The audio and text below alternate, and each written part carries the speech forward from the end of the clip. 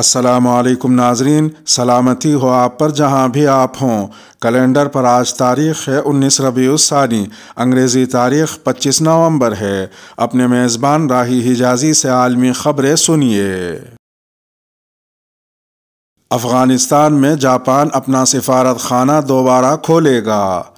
طالبان کے ایک اہلکار نے بتایا ہے کہ افغانستان میں جاپان کے سفیر تاکاشی اوکاڈا نے وزیر اعظم کے نائب برائے سیاسی امور مولوی عبدالکبیر سے ملاقات میں کہا ہے کہ اگر سیکیورٹی کی یقین دہانی کرائی گئی تو ان کا ملک کابل میں اپنا سفارت خانہ دوبارہ کھول دے گا۔ طالبان کے نائب ترجمان انعام اللہ سمنگانی نے کہا کہ تاکاشی اوکاڈا اور عبدالکبیر نے منگل کو ملاقات کی اور افغانستان جاپان تعلقات اور انسانی امداد پر تبادلہ خیال کیا۔ سمنگانی کے مطابق تاکاشی اوکاڈا نے میٹنگ میں کہا کہ ان کا ملک طالبان کے ساتھ بات چیت کرے گا اور کابل میں اپنا سفارت خانہ دوبارہ کھولے گا۔ انہوں نے مزید کہا کہ ہم سیکیورٹی کی یقین دہانی کے بعد اپنا سفارت خانہ دوبارہ کھولنے کا ارادہ رکھتے ہیں۔ عملی اقدامات کے لیے ایک مشترکہ فریم ورک بنایا جانا چاہیے۔ جاپانی سفیر نے یہ بھی کہا کہ ان کا ملک افغانستان کے لیے اپنی انسانی امداد جاری رکھے گا۔ انہوں نے مزید کہا کہ امداد موسم سرما کے شروع ہونے سے پہلے افغانستان پہنچ جانی چاہیے۔ واضح رہے کہ جاپانی سفیر کا یہ بیان چند روز قبل کابل میں متحدہ عرب امارات کے سفارت خانے کے دوبارہ کھولنے کے بعد سامنے آیا ہے۔ متحدہ عرب امارات کا کابل ایئرپورٹ کا انتظام سنبھالنے کے لیے طالبان سے رابطہ۔ افغان دارالحکومت کابل کے ایئرپورٹ کا انتظام سنبھالنے کے لیے متحدہ عرب امارات نے طالبان سے رابطہ کیا ہے۔ برطانوی خبر رساں ایجنسی کا سفارتی ذرائع کے حوالے سے کہنا ہے کہ کابل ایئرپورٹ کا انتظام سنبھالنے کے معاملے پر بات چیت کے لیے اماراتی حکام نے حالیہ ہفتوں میں طالبان سے متعدد ملاقاتیں کی ہیں۔ ذرائع کے مطابق متحدہ عرب امارات افغانستان میں قطر کے سفارتی تسلط کا مقابلہ کرنے کا خواہاں ہے، جبکہ ترکی اور قطر بھی کابل ایئرپورٹ کا انتظام سنبھالنے کے خواہش مند ہیں۔ واضح رہے کہ اگست میں امریکی انخلا کے بعد قطر ترکی کے ساتھ مل کر افغانستان کے کابل انٹرنیشنل ایئرپورٹ کو چلانے میں مدد کر رہے ہیں۔ خبر رساں ایجنسی کے مطابق تاہم طالبان نے ابھی تک اس معاملے پر قطر کے ساتھ کوئی معاہدہ نہیں کیا ہے اور نہ ہی اس حوالے سے کوئی باضابطہ بیان جاری کیا گیا ہے۔ افغانستان کے لیے امریکہ کے نمائندہ خصوصی تھامس ویسٹ نے وائس آف امریکہ کو دیا خصوصی انٹرویو۔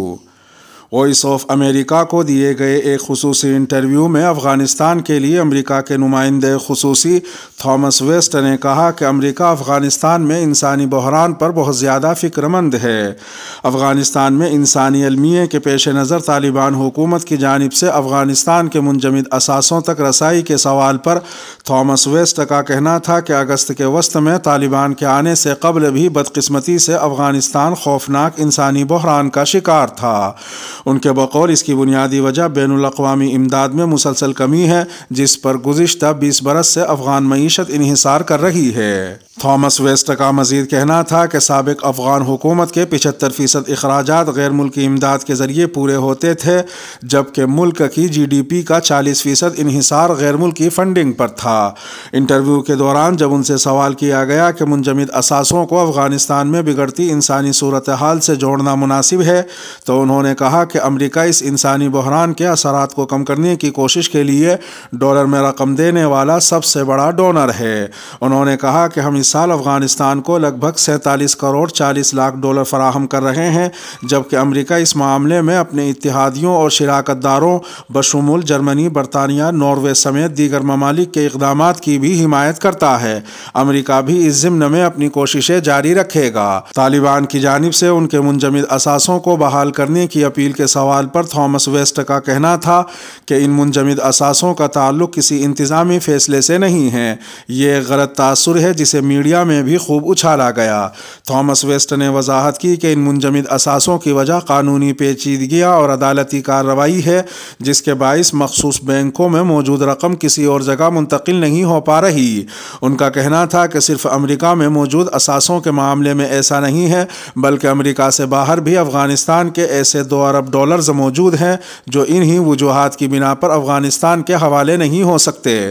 روس میں ہونے والے ٹرائیکا پلس کے تناظر میں کیے جانے والے سوال پر تھامس ویسٹ نے کہا کہ امریکہ اس طرح کے فارمیٹ کی حمایت کرتا ہے۔ یہ ایسا فارمیٹ ہے جو مشرق اور مغرب میں پل کا کردار ادا کرتا ہے۔ انہوں نے کہا کہ ہم افغانستان میں استحکام کے لیے خطے کے ممالک بشمول روس، چین اور پاکستان کے کردار کو اہم سمجھتے ہیں۔ تھامس ویسٹ کا کہنا تھا کہ ان ملاقاتوں کے بعد ہم ایک مشترکہ اعلامیے پر متفق ہوئے اور انہیں خوشی ہے کہ روس، چین اور پاکستان نے اسی عزم کا اظہار کیا ہے جس کا امریکہ نے کیا کہ بنیادی اور مزید جامع حکومت کی طرف بڑھا جائے، خواتین اور اقلیتوں کے حقوق کا تحفظ کیا جائے اور انسانی مدد کے کارکنوں کو ترسیل کے تمام پہلوؤں تک رسائی دی جائے۔ تھامس ویسٹ کے بقول یہ ایک اچھی ملاقات تھی جہاں ہم نے اتحاد کا مظاہرہ کیا اور وہ پاکستان کی جانب سے اجلاس کی میزبانی کی کوششوں کو سراہتے ہیں۔ ان سے سوال کیا گیا کہ اگر چین، روس اور پاکستان باضابطہ طور پر طالبان حکومت کو تسلیم کرنے کی طرف بڑھتے ہیں تو کیا امریکہ بھی ایسا کرے گا اور طالبان کو تسلیم کرنے کے لیے امریکہ کی کیا پیشگی شرائط ہیں؟ جواب میں تھامس ویسٹ نے کہا کہ طالبان کو خاص طور پر تسلیم کرنے کے لیے روس اور چین کے کوئی اقدامات نظر نہیں آتے۔ ان کے خیال میں پاکستانی اس معاملے میں زیادہ متحرک ہیں اور ان کا جھکاؤ طالبان کو تسلیم کرنے کی طرف نظر آ رہا ہے۔ البتہ جہاں تک آپ کے سوال کا جواب ہے تو یہ ایک فرضی بات ہے اور اس کا جواب نہ میں ہے۔ پاکستان کی جانب سے طالبان کی حمایت اور اس سے پاک امریکہ تعلقات پر اثر سے متعلق سوال کے جواب میں تھامس ویسٹ کا کہنا تھا کہ ہم افغانستان کے معاملے پر پاکستانی حکام سے ہر سطح پر بات چیت جاری رکھیں گے۔ انہوں نے کہا کہ پاکستان کو افغانستان میں امریکہ کی پالیسی پر تحفظات ہیں اور ہمیں طویل عرصے سے افغانستان سے متعلق پاکستان کی پالیسی پر تحفظات ہیں۔ ان کے خیال میں ان تحفظات کو دور کرنے کا راستہ دو طرفہ بات چیت ہے اور ہم رابطوں کے ذرائع کو بند نہیں کر رہے ہیں۔ تھامس ویسٹ کا انسداد دہشت گردی بشمول داعش، خراسان کے خلاف کارروائی اور چین اور روس کے کردار سے متعلق سوال پر کہنا تھا کہ صدر جو بائیڈن واضح کر چکے ہیں کہ امریکہ اس بات کو یقینی بنانے کے لیے اپنے غیر متزلزل عزم کو برقرار رکھے گا کہ افغانستان پھر کبھی امریکہ اور اس کے اتحادیوں کے لیے خطرے کی جگہ نہ بنے۔ تھامس ویسٹ کا کہنا تھا کہ 9 اور 10 اکتوبر کو طالبان کے ساتھ یہاں تک کہ اگست میں انخلا کے عمل کے دوران بھی ہماری گفتگو کا محور یہی تھا۔ طالبان کے انسداد دہشت گردی کے وعدوں کی تکمیل ہمارے لیے ایک بنیادی مسئلہ ہے اور ایسا ہی رہے گا۔ دوران انٹرویو افغانستان میں نئی میڈیا پابندیوں سے متعلق سوال پر انہوں نے کہا کہ میں اگر وسیع پیمانے پر بات کروں تو ہمیں طالبان کی جانب سے جاری کردہ نئے میڈیا ضابطوں پر تشویش ہے۔ انہوں نے مزید کہا کہ ہم دیکھتے ہیں کہ دنیا بھر میں میڈیا میں خواتین کی نمائندگی ایک آزاد معاشرے کا اہم اور صحت مندانہ حصہ ہے، لہٰذا ہم افغانستان میں صحافت میں خواتین کی متحرک شمولیت کی حوصلہ افزائی کریں گے۔ اس معاملے پر طالبان کے وزیر خارجہ سے متعلق گفتگو کے سوال پر تھامس ویسٹ کا کہنا تھا کہ ہم نے 9 اور 10 اکتوبر کو طالبان کے ساتھ مذاکرات کے دوران میڈیا اور پریس کی آزادی پر تبادلہ خیال کیا تھا اور ان کے خیال میں ہماری اگلی ملاقات میں بھی میڈیا اور پریس کی آزادی اہم معاملہ ہوگی۔ واضح رہے کہ امریکی محکمہ خارجہ کے ترجمان نیڈ پرائس نے تصدیق کی ہے کہ امریکہ اور طالبان کے درمیان مذاکرات کا اگلا دور آئندہ ہفتے قطر کے دارالحکومت دوحہ میں ہوگا۔ منگل کو ایک بیان میں نیڈ پرائس کا کہنا تھا کہ یہ مذاکرات 2 ہفتے تک جاری رہیں گے جن میں انسداد دہشت گردی، افغانستان کی معاشی صورتحال سمیت دیگر امور پر تبادلہ خیال کیا جائے گا۔ قذافی کے بیٹے سیف الاسلام صدارتی انتخابات لڑنے کے لیے نااہل قرار۔ لیبیا میں الیکشن کمیشن نے ابتدائی فیصلہ جاری کرتے ہوئے سابق حکمران معمر قذافی کے بیٹے سیف الاسلام سیف کو صدارتی الیکشن لڑنے کے لیے نااہل قرار دے دیا۔ عرب میڈیا کے مطابق سیف الاسلام قذافی صدارتی الیکشن لڑنے کے اہل نہیں، اس لیے ان کا نام صدارتی امیدواروں کی فہرست سے خارج کر دیا گیا ہے۔ عرب میڈیا کا کہنا ہے کہ طرابلس میں ملٹری پروسیکیوٹر نے الیکشن کمیشن پر زور دیا تھا کہ سیف الاسلام سیف کو 2015 میں جنگی جرائم کے الزامات میں ایک عدالت نے سزائے موت کا حکم سنایا تھا، اس لیے ان کا نام صدارتی انتخابات سے خارج کر دیا جائے۔ عرب میڈیا کا کہنا ہے کہ صدارتی انتخابات کی دوڑ میں 98 امیدوار شامل تھے، جن میں الیکشن کمیشن نے ابتدائی طور پر 25 کے نام خارج کر دیے ہیں۔ عرب میڈیا کے مطابق لیبیا میں صدارتی انتخابات 24 دسمبر کو ہوں گے، جبکہ امیدواروں میں 2 خواتین بھی شامل ہیں۔ امریکہ کی جمہوریت پر کانفرنس میں تائیوان مدعو، چین کو نہیں بلایا گیا۔ امریکہ کے صدر جو بائیڈن نے تائیوان کو جمہوریت پر ہونے والی ورچوئل سربراہ کانفرنس میں شرکت کی دعوت دی ہے مگر چین کو نہیں۔ خبر رساں ادارے AFP کے مطابق امریکہ نے کانفرنس میں شرکت کے لیے 100 سے زائد ممالک کو دعوت دی ہے مگر تائیوان کو دعوت پر چین برہم ہو سکتا ہے۔ جمہوریت پر سربراہ کانفرنس کا وعدہ صدر جو بائیڈن نے اپنے انتخابی مہم کے دوران کیا تھا۔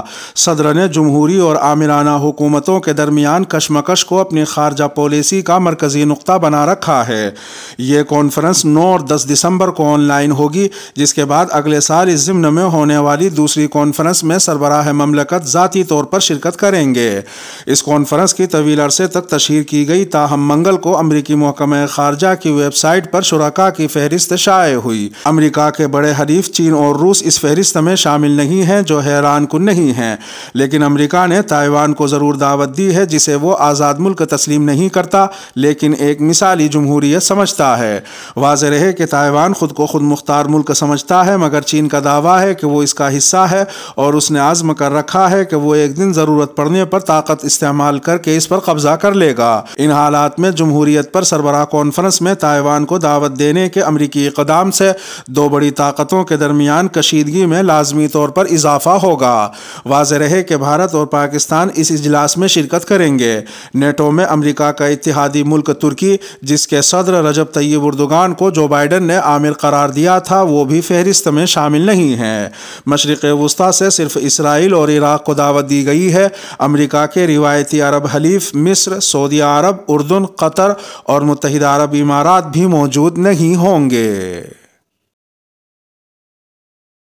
ترکی میں سرمایہ کاری کی معاونت کے لیے متحدہ عرب امارات کا $10 ارب مالیت کا فنڈ قائم۔ متحدہ عرب امارات نے ترکی میں سرمایہ کاری کے فروغ اور معاونت کے لیے $10 ارب مالیت کے ایک فنڈ کے قیام کا اعلان کیا ہے۔ متحدہ عرب امارات کی سرکاری خبر رساں ایجنسی وام کے مطابق یہ فنڈ ترکی میں توانائی اور صحت کے شعبوں سمیت تصویراتی سرمایہ کاری پر اپنی توجہ مرکوز کرے گا۔ انقرہ میں ابوظبی کے ولی عہد شیخ محمد بن زاید آل نہیان اور میزبان صدر رجب طیب اردوغان کے درمیان بدھ کو بات چیت کے بعد اس سرمایہ کاری فنڈ کے قیام کا اعلان کیا گیا۔ دونوں لیڈروں نے ترکی اور متحدہ عرب امارات کے درمیان دو طرفہ تعلقات کے فروغ سے متعلق امور پر تبادلہ خیال کیا۔ واضح رہے کہ شیخ محمد بن زاید گزشتہ کئی برسوں کے بعد ترکی کا دورہ کرنے والے متحدہ عرب امارات کے پہلے اعلیٰ عہدیدار ہیں۔ شیخ محمد بن زاید کو ترک صدر رجب طیب اردوغان نے انقرہ کے سرکاری دورے کی دعوت دی تھی۔ ترکی کے صدارتی محل میں صدر اردوغان نے شیخ محمد بن زاید کا استقبال کیا۔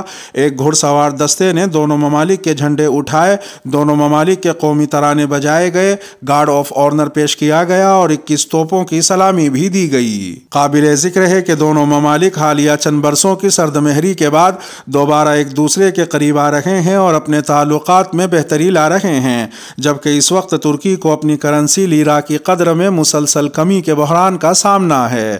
خیال رہے کہ ترکی اور متحدہ عرب امارات کے درمیان حالیہ برسوں کے دوران مختلف علاقائی امور پر سخت اختلاف رائے رہا ہے اور وہ علاقائی تنازعات میں دو مختلف متحارب فریقوں کی حمایت کرتے رہے ہیں۔